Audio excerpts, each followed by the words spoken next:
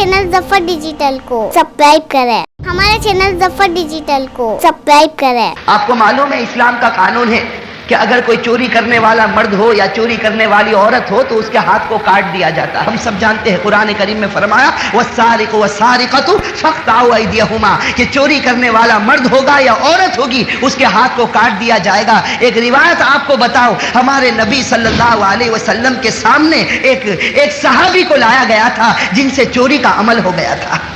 एक सहाबी को लाया गया जिनसे चोरी का अमल हो गया। तहकीक करने के बाद पता चला कि भाई चोरी हुई है और चोरी साबित हो गई। हमारे नबी ने हुक्म दिया कि इनका हाथ काट दिया जाए। चुनांचे वो सहाबी को मैदान में खड़ा किया गया। सारे सहाबा मौजूद है, हमारे नबी एक किनारे पर खड़े हैं। वो सहाबी का हाथ कटता है और यहाँ हमारे नबी की आंखों से आंसू जारी होते हैं। क्या हमारे नबी की आंखों से आंसू जारी होते।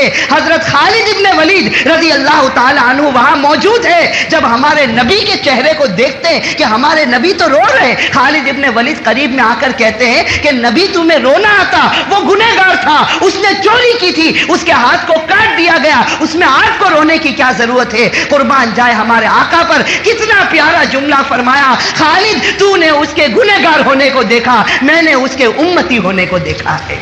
तूने ये देखा कि उसने गुनाह किया, मैंने ये देखा कि वो मेरा उम्मती है। आज दुनिया में उसका हाथ काटा गया, मुझसे बर्दाश्त नहीं हुआ। मेरे भाइयों बताओ, जब किसी उम्मती के बारे में जहन्नम का फैसला होगा तो हमारे नबी को कैसे बर्दाश्त होगा।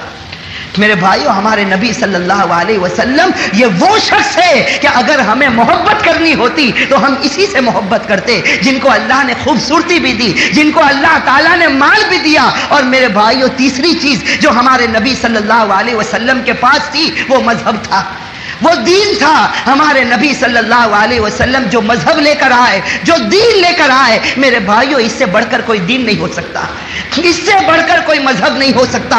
खुद अल्लाह ताला ने कलाम पाक में फरमा दिया इन्ना दीना इंदल्लाहिल इस्लाम। अल्लाह ने कलाम पाक में ऐलान कर दिया कि अगर कोई मजहब सच्चा है, अगर कोई मजहब पक्का है तो वो मजहब इस्लाम है।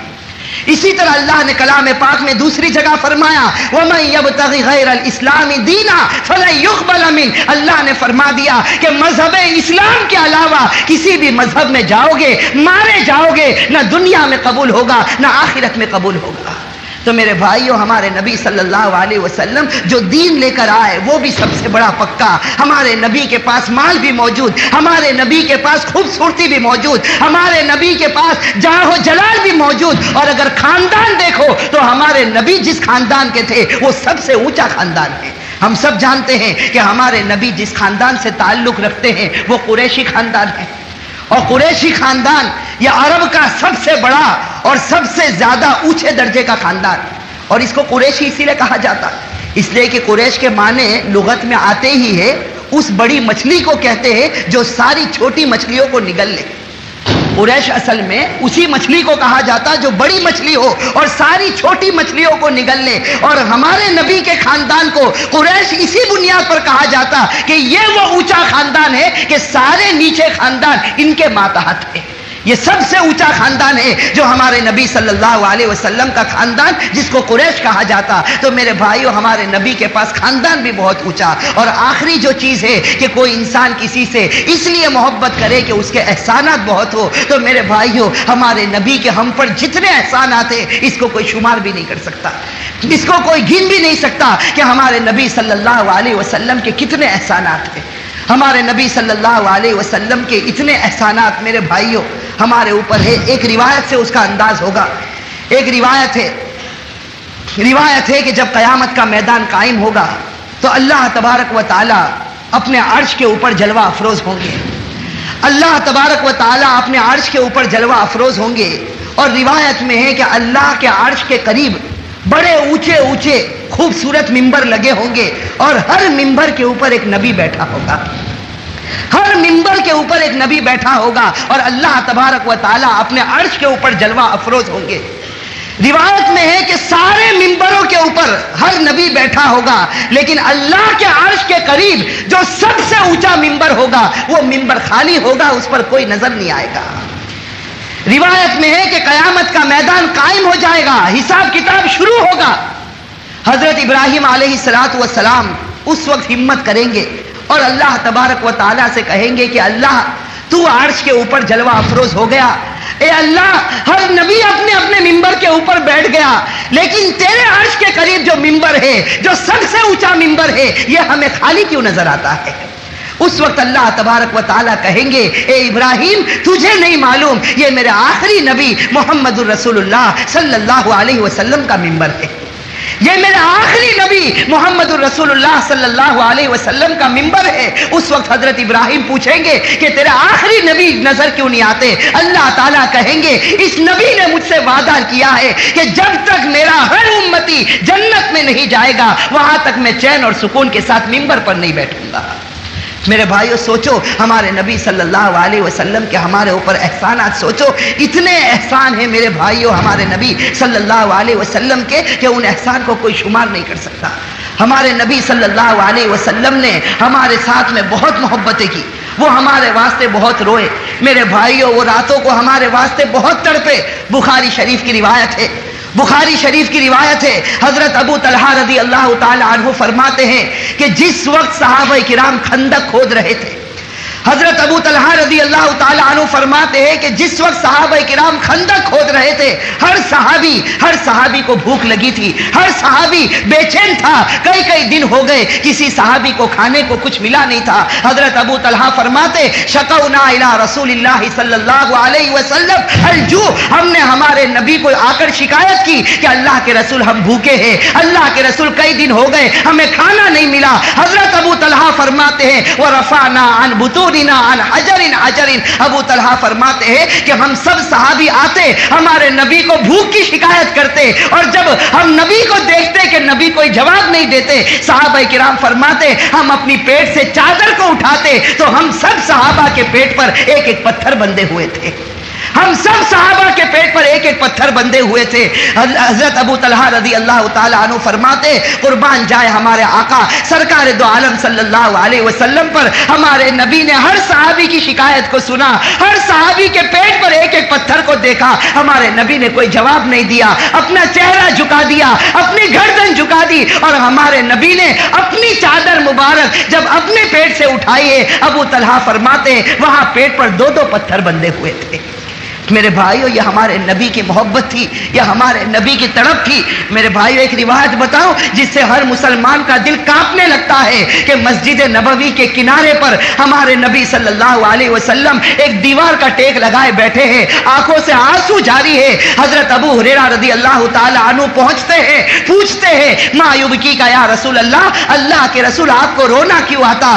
اللہ کے رسول آپ کیوں رو رہے ہیں؟ اللہ کے رسول دھاڑے مار کر روتے اور کہتے ابو ہریرہ میں کیوں نہ رو، ابھی جبرائیل میرے پاس آئے تھے اور آ کر مجھے کہا کہ اے میرے نبی آپ کی امت میں بہت سے لوگ ایسے ہوں گے جو کلمہ پڑھنے والے ہوں گے لیکن گناہوں کی وجہ سے موت سے پہلے ان سے کلمے کی دولت چھین لی جائے گی۔ ہمارے نبی فرماتے مجھے رونا اس بات پر آتا ہے کہ اگر کوئی میرا امتی آیا اور اس سے کلمے کی دولت چھین لی گئی اور جہنم میں اس کے بارے میں فیصلہ ہوا تو یہ نبی کا دل اس کو کیسے برداشت کرے گا؟ میرے بھائیو ہمارے نبی صلی اللہ علیہ وسلم جو اس امت کے واسطے ہمیشہ بے چین رہے، جو اس امت کے واسطے ہمیشہ تڑپے ہیں، جو اس امت کے واسطے ہمیشہ روئے ہیں۔ حضرت عائشہ رضی اللہ تعالی عنہا فرماتی ہے کہ ایک رات میری آنکھ کھلی، میں نے اپنی آنکھ کھول کر دیکھا تو نبی بستر پر نہیں تھے۔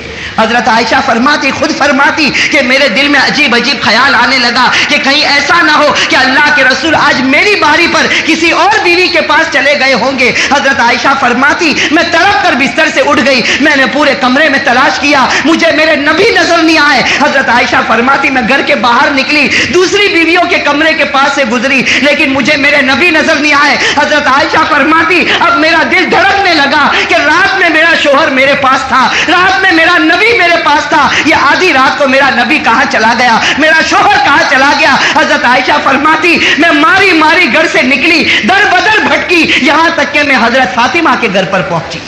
حضرت عائشہ فرماتی میں فاطمہ کے گھر پر پہنچی، میں نے آدھی رات کو دروازہ کھٹکھٹایا، فاطمہ بے چین ہو کر باہر نکلی، میں نے فاطمہ سے کہا کہ اے فاطمہ تیرے ابا مجھے مل نہیں رہے۔ حضرت فاطمہ دھاڑے مار کر رونے لگی، کہنے لگی آدھی رات کو میرے ابا کہاں چلے گئے؟ علی رضی اللہ تعالیٰ عنہ کو خبر ملی، باہر نکلے، بڑے اطمینان سے کہا کہ نبی ضرور بالضرور قبرستان کے اندر تشریف لے گئے ہوں گے، نبی قبرستان کے اندر تشریف لے گئے ہوں گے۔ حضرت علی آگے بڑھے، فاطمہ پیچھے ہو گئی، حضرت عائشہ فرماتی میں بھی پیچھے پیچھے چلی، ہم چلتے گئے یہاں تک کہ نبی صلی اللہ علیہ وسلم یہاں تک کہ فرماتے کہ ہم جنت البقیع جب قبرستان کے اندر داخل ہوئے تو حضرت عائشہ فرماتی ہمیں ایک نور کا سایہ نظر آیا۔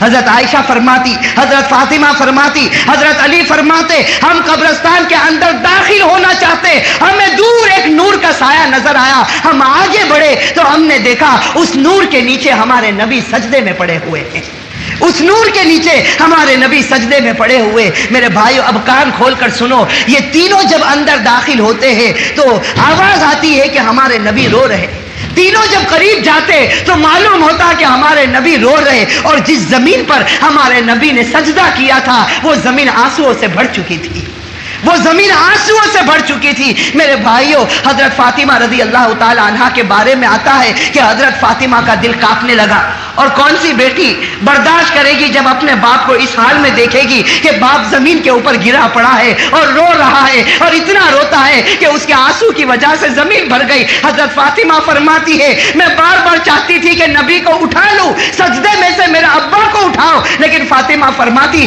خیال آتا تھا کہ کہیں نبی کی شان میں گستاخی نہ ہو جائے، یہ ایک طرف میرے باپ ہے تو دوسری طرف پوری امت کے نبی بھی تو ہے۔ حضرت فاطمہ فرماتی میرا دل کانپنے لگا، حضرت فاطمہ فرماتی میں جانتی ہوں کہ میرے دل میں خیال آیا کہ کہیں ایسا نہ ہو کہ تیرا ابا کا اسی حال میں انتقال ہو جائے، خیال آیا کہیں ایسا نہ ہو کہ تیرا ابا کا یہ رونا آخری رونا ہو۔ حضرت فاطمہ فرماتی خیال آنا تھا، میں آگے بڑھی اور میں نے اپنے دونوں ہاتھوں سے نبی کو اٹھا لیا۔ جب نبی اٹھے ہیں اور میرا چہرہ دیکھا تو کہا فاطمہ تو نے بہت جلدی کر لی، ورنہ صبح تک میں پوری امت کو معاف کروا دیتا۔ فاطمہ تو نے جلدی کر لی ورنہ صبح ہونے تک پوری امت کی بخشش کروا دیتا۔ میرے بھائیو سوچو یہ نبی راتوں کو کیوں اٹھا، یہ راتوں کو ہمارے واسطے اتنا تڑپا، یہ راتوں کو ہمارے واسطے اتنا رویا۔ میرے بھائیو ہمارے نبی کا مقام تو اتنا اونچا ہے، اتنا اونچا ہے، ہم مسجد میں بیٹھے ہیں، یہ خدا کا گھر ہے۔ میرے بھائیو کان کھول کر سن لو، ہمارے نبی کا مقام تو اتنا اونچا کہ خدا کے بعد اگر اس روئے زمین پر کوئی سب سے بڑی ہستی جس کا تذکرہ کیا جاتا ہو تو وہ ہمارے آقا سرکار دو عالم صلی اللہ علیہ وسلم۔ میرے بھائیو یہی تو ہمارے نبی تھے جن کو اللہ نے عرش پر بلایا، جن کو اللہ نے عرش پر بلایا، اور جب اللہ تعالیٰ بالکل قریب ہو گئے، ہمارے نبی سامنے موجود ہے، اللہ رب العزت سامنے موجود ہے، اس وقت ہمارے نبی ایک سوال پوچھتے ہیں، اس وقت ہمارے نبی صلی اللہ علیہ وسلم اللہ تعالیٰ سے ایک سوال پوچھتے ہیں، اللہ تعالیٰ سے سوال پوچھتے ہیں سخرت البحر لموسیٰ علیہ الصلاۃ والسلام وسخرت النار لابراہیم وسخرت الحدید لداؤد وسخرت الریاح والشیاطین والجن لسلیمان فماذا جعلت لی یا رب۔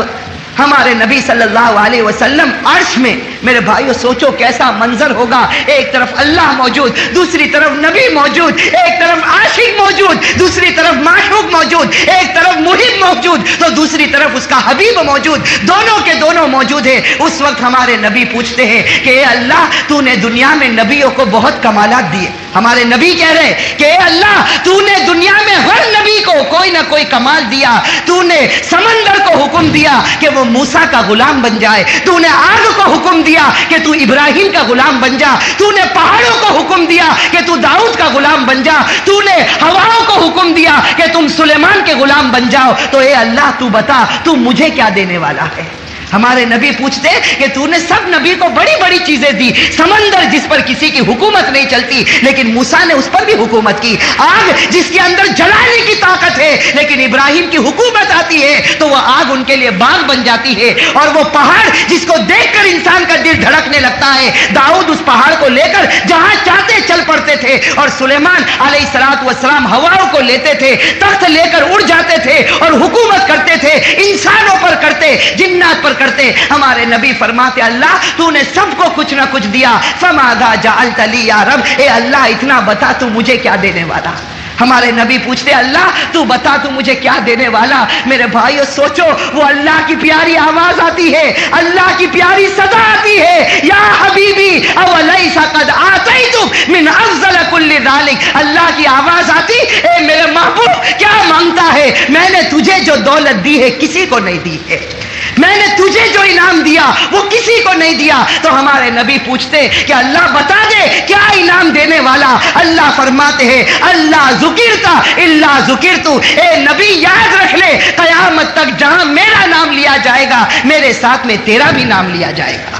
اور میرے بھائیوں یہ کیسی بڑی دولت اللہ تعالیٰ نے ہمارے نبی صلی اللہ علیہ وسلم کو دے دی کہ قیامت تک جہاں خدا کا نام لیا جائے گا وہاں ساتھ میں ہمارے نبی صلی اللہ علیہ وسلم کا بھی نام لیا جاتا.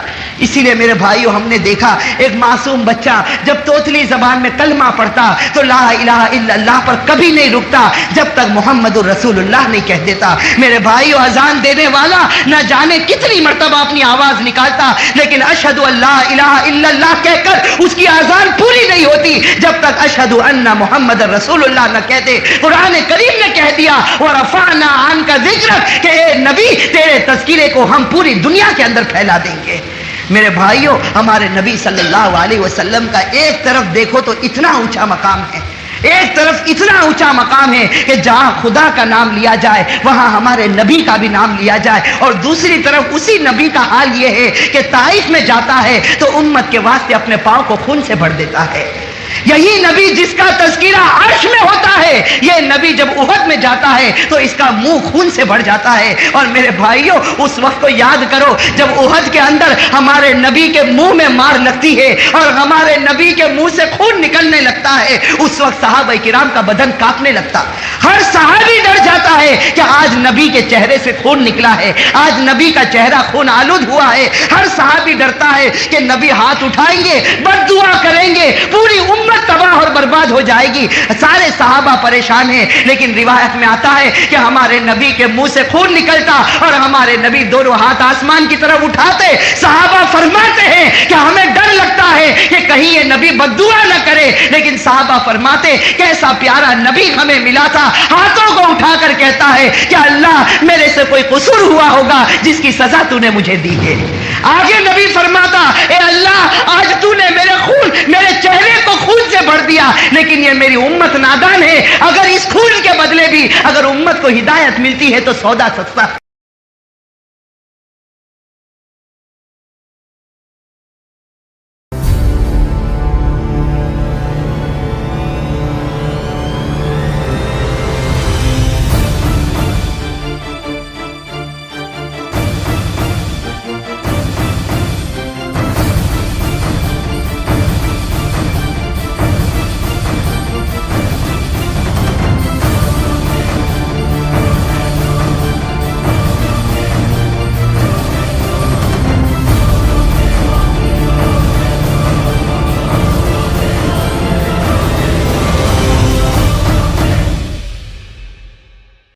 चैनल ज़फ़र डिजिटल को सब्सक्राइब करें.